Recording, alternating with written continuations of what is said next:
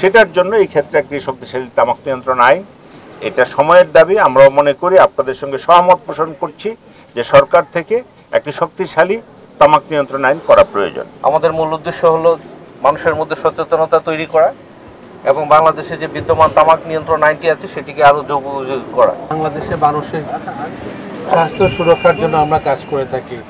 আপনারা জানেন যে আমাদের স্বাস্থ্যের জন্য সবচেয়ে বড় শত্রু তামাক।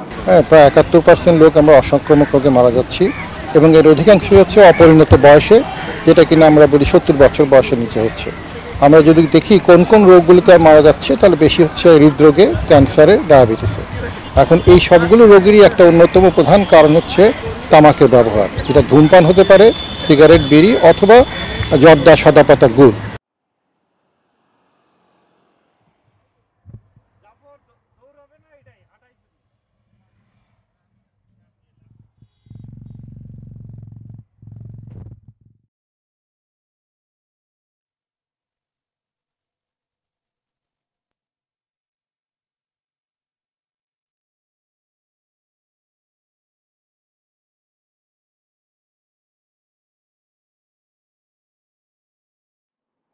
আমাদের প্রতিটি ক্ষেত্রে, উন্নয়নের ক্ষেত্রে আমাদের বিভিন্ন ধরনের